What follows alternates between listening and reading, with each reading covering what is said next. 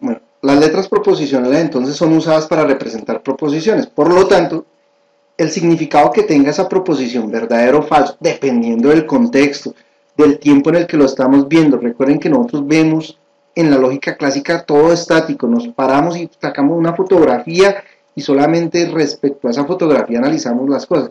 Las proposiciones no cambian de sentido con el tiempo, no cambian su valor de verdad. Entonces, la letra proposicional, apenas asignamos la letra P, significa esta sentencia, esta afirmación, va a tomar el valor de verdad de esa sentencia o esa afirmación.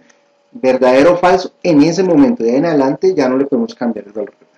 El símbolo proposicional bottom es utilizado para representar el valor de verdad falso. Es decir, la sentencia que siempre es falsa es una contradicción.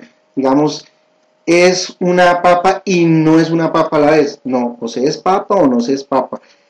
La sentencia es verdadera o es falsa, pero no estamos diciendo acá que tenga los dos valores de verdad. Entonces, eso va a significar el símbolo proposicional bottom. Es la contradicción, el símbolo falso, es el valor de verdad falso. El símbolo top, el símbolo que tenemos acá top, nos va a indicar el valor de verdad verdadero, es la verdad absoluta, es algo que siempre es cierto. Si nosotros pensamos en la lógica clásica, esto se corresponde con el dilema del tercio excluido. Es decir, yo puedo decir, ¿es papa o no es papa? Porque o lo es o no lo es. Entonces esa es una verdad absoluta, la afirmación completa. ¿Se es o no se es? Como decía Shakespeare, ser o no ser, he ahí la cuestión. O se es o no se es. Esa va a tomar siempre el valor de verdad verdadero. Es una afirmación que es una verdad absoluta. Se es o no se es. Pero no podemos decir se es y no se es, que sería la contradicción que estamos hablando arriba. Entonces el símbolo top va a representar una afirmación que siempre es verdadera. Los conectivos lógicos son los que nos van a permitir conectar las sentencias. Entonces nos van a permitir decir, como estábamos afirmando antes, es y no es. Ese nos va a permitir conectar esas dos afirmaciones. Ese conector lógico es el conector lógico y nos va a decir esto y lo otro. Lo interesante en la lógica es que las dos afirmaciones no tienen nada que ver una con la otra. En los ejemplos anteriores tenían que ver porque la construimos de tal manera que fuera verdadera o fuera falsa directamente. Lo estábamos construyendo para que cumpliera con una propiedad. Pero yo podría hablar es una mazorca y el día está lluvioso. La primera afirmación no tiene nada que ver con la segunda afirmación. Yo las puedo conectar a través del conectivo lógico y.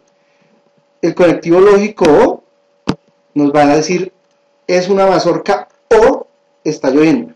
Aquí no tiene nada que ver el uno con el otro. Podría que ambas sean verdaderas, podría ser que ambas sean falsas, podría ser que una es verdadera y la otra falsa. No tienen nada que ver uno con la otra. La implicación nos va a representar el entonces. Esto implica aquello. Esto entonces lo otro. Este conectivo lógico es el de los más importantes en la matemática porque es sobre él sobre el que se construyen las demostraciones.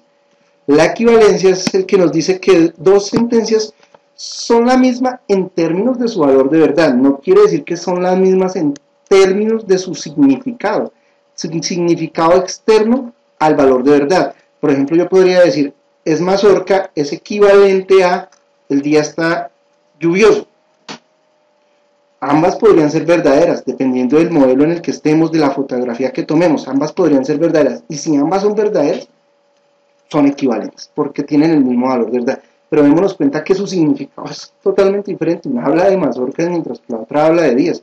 Entonces, lo importante aquí es que la equivalencia está siendo construida para mostrar ese tipo de ser lo mismo en términos de valores de verdad.